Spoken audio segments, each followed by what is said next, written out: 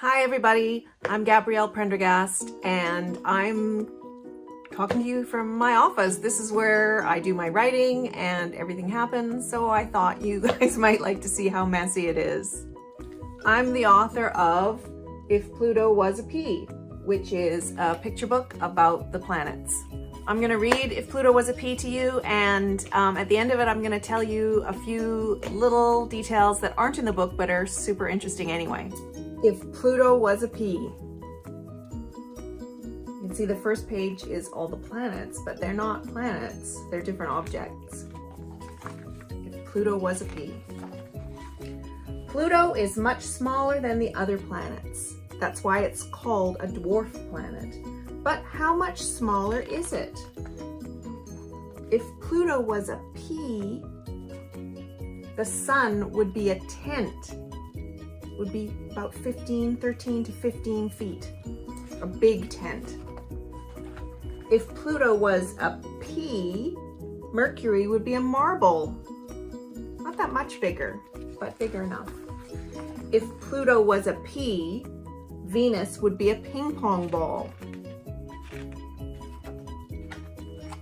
If Pluto was a pea, the Earth would be a golf ball. If Pluto was a pea, Earth's moon would be a blueberry. Did you know that that's how big the moon was compared to the Earth? If Pluto was a pea, Mars would be an acorn, a little bit bigger than a blueberry. If Pluto was a pea, Jupiter would be a beach ball, a quite large beach ball too, about 15 or 16 inches. If Pluto was a pea, Saturn would be a pumpkin. Almost as big as Jupiter, but not quite. If Pluto was a pea, Uranus would be a melon. If Pluto was a pea, Neptune would be a grapefruit. Is Pluto smaller than everything in the solar system? No. If Pluto was a pea, her own moon, Charon, would be an apple seed. If Pluto was a pea, Pluto's other moons, Nix, Kerberos, and Hydra, would be like grains of sand. If Pluto was a pea, Pluto's smallest moon, Styx, would be too small to see. And you would be much smaller than that, but still not too small to think big thoughts and do great things. And there's the planets again. So I told you that I would tell you some information that wasn't in the book, but still really cool. And one of those things is the distance that the planets are from each other.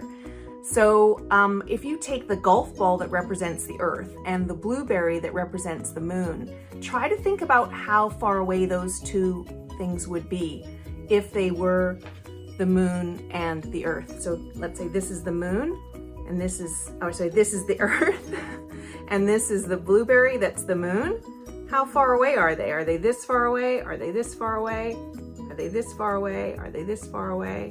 You might be surprised to know that they are this far away, just over a meter, which is a lot further away than I think people picture it. So the solar system is a lot bigger than we think. And if you wanted to put the sun, the tent that represents the sun, say at your school, and then walk with the golf ball representing the Earth to get it far enough away, you would have to walk a quarter of a mile. So that's like a good 10-minute walk. It's a long way away. So the solar system is very, very big. And Pluto would be on the other side of a medium-sized city. So the solar system is very big. If you go to my website, which is gsprendergast.com, you can download one of these little classroom exercises to go with If Pluto Was a Pea, and it's got exercises about imagining how big the planets are and how far away and how apart they are, how far apart they are. So yeah, you can get that from my website. But you guys might have studied the solar system in class, and this is a fun exercise to do to help you understand the solar system a little bit better. Just think about the sizes of the planets and the distances involved, and it's really kind of amazing when you think about it. Well, thank you for watching. Again, I'm Gabrielle Prendergast. I'm the author of If Pluto Was a Pea and some other books. You can find me at my website, which is gsprendergast.com, and I have an unusual name, so I'm really easy to find online. I'm on Twitter, I'm on TikTok, I'm on Facebook, and I'm on Instagram. So I'd love to hear from you if you read this book or if you read others of my books. And if your teacher wants to contact me, I'd be happy to send one of these cards in the mail. Don't forget to participate in the S.T.E.A.M Race to Space Reading Challenge, and have a happy day. Goodbye for now.